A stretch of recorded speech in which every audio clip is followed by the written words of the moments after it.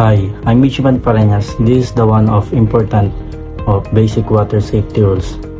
First, never swim alone. Always swim with a buddy or a near lifeguard. Because kung sakaling napagod ka kakaswimming or nag-cramps yung paa mo, may isang tao na tutulong sa'yo kung sakaling di mo na kaya. Hi, I'm Michiman David and this is the one important na basic water safety rules. Check conditions before entering the water.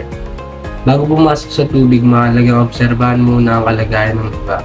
Tingnan kung malakas ang alon, mabilis ang agos ng tubig, malamig ang temperatura o may mga babala tulad ng no swimming o danger.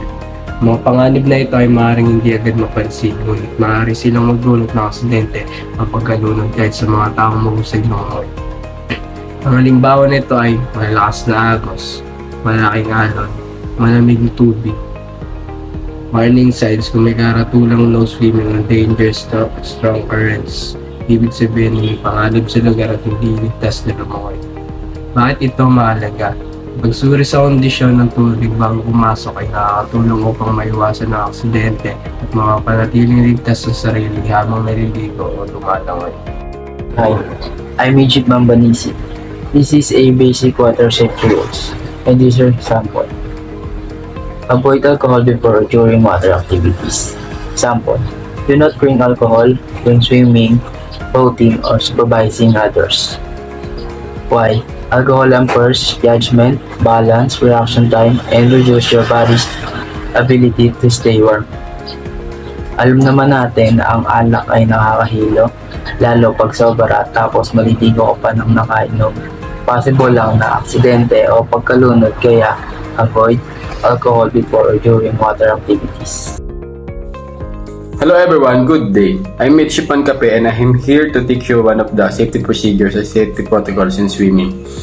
Ang ituturo ko po ay safety protocols na bago po tayo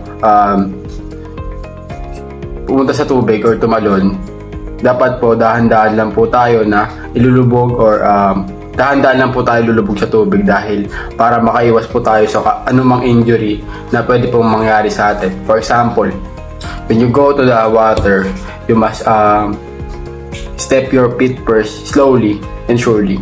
Dahil kapag nagkamali po tayo dito, pwede po tayo magkaroon ng injury, fracture, or anything, or worse, pwede po tayong mabaldado. Yun. You must sure na wala po tayong mababagsakan na tao at para hindi rin po tayo makapahamak pa po ng iba. My name is Mitch Panditaonon, so I discuss wear a life jacket when boating or in open water. So example is use a proper fitted life vest even if you are not good swimmer. Or kahit magaling ka sa lumangoy, mahalaga na yung life vest is masuot natin ng proper. Ano nga ba ang kalagahan ng life jacket? So ito ang pangunahing life jacket or personal flotation device or PDF kung tawagin, at panatilihing nakalutang ang isang tao sa tubig upang maiwasan ang pagkalunod.